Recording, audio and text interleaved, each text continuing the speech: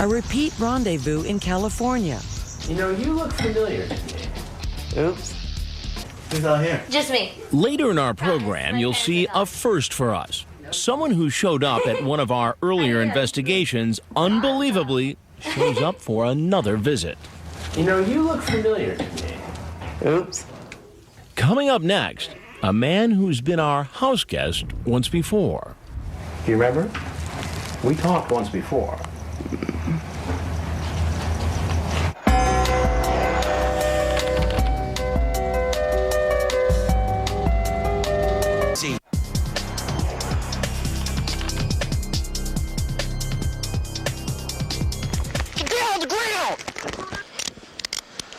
Our undercover house in Long Beach is busy. 38 men are arrested over 3 days.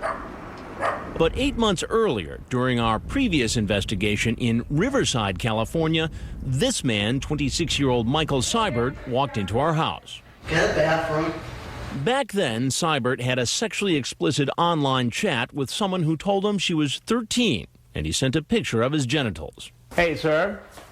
Let's come on over here for a minute, please. Seibert certainly had some explaining to do. And why did you send pictures of yourself like this to her?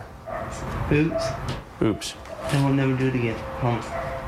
You say a lot of sexually charged things to her for a 13-year-old girl. I know what I did wrong. Okay? Okay. It will never happen again. Go ahead, you can leave. Sorry about that. Okay.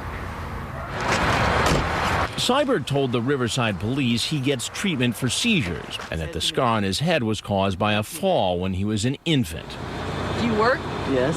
Later, he pleaded not guilty to a charge of an attempted lewd act on a child and attempting to send harmful matter to a child with intent to seduce. That case is still working its way through the court system. So fast forward 8 months from our house in Riverside to our Long Beach investigation.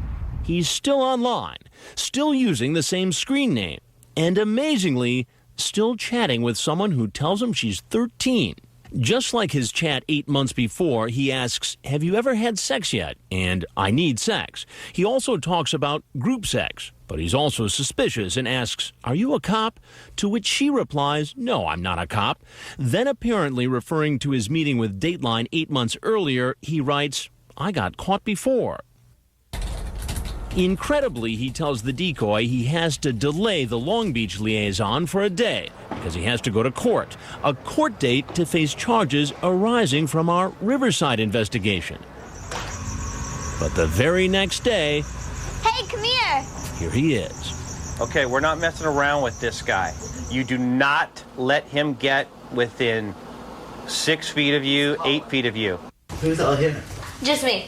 Oh. Promise, my parents are gone. You know, you look familiar to me. Oops. That's right. Oops, he's done it again. Michael, right? Oops, sorry. Do you remember who I am? Can I just go? What are you doing here, Michael? I'm sorry. You were just in court on Friday, right? Mm-hmm. And what happened in court on Friday? He said more time. More time before the next court date. Yeah. I'm sorry what I did. Okay. But you got to explain to me why or how you thought it was okay after having a court date stemming from our last visit, and then within 24 hours you show up at this house to meet another young girl. What are you thinking about? Now you know I know it. You know what you said online, right? Yeah. How old is this girl? Don't know. 13. She told you she was 13. Yeah, and I told her to go away. She keeps eyeing me back. You ask if she's got naked pictures of herself. You ask if she performs oral sex, what color her underwear is. Now, Michael, you know this is not right to do this, right?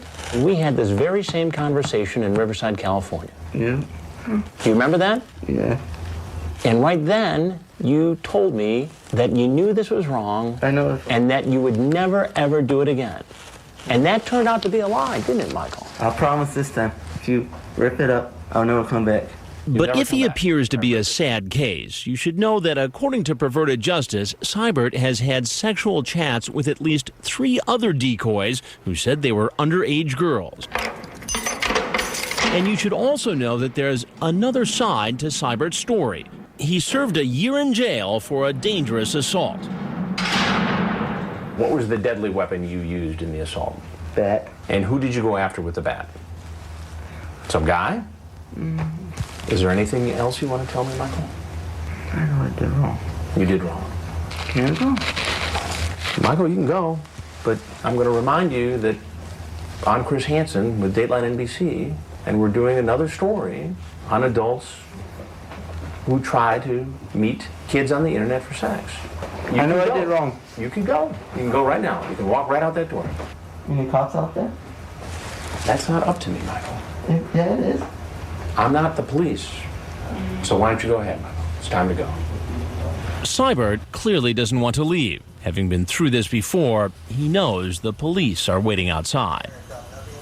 I need a bathroom. Michael, you're going to have to go outside. I know I did wrong. Now, walk out, get on your knees.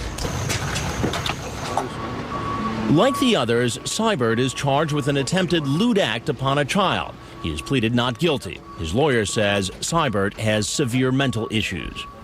Is that a defense in any way in this case? In my mind, no, it's not a defense. He knows what he did was wrong. He knew enough that when you confronted him, his first words were, oops. You know, he knew enough to promise you that he wasn't going to do this again. Do you live with your mom? Yeah. They're gonna kill me. He admitted to me during our interview that he had been previously convicted of assault. Yes. What does that say about the danger he could present to a young teen home alone? My biggest fear is that he would show up, the young teen would decide not to go through with what they had been talking about in their internet chat. He would become frustrated with that, and his violent nature would come out. If Seibert is convicted on the Long Beach charge, as well as the earlier charge in Riverside, he could be facing up to 7 years in prison.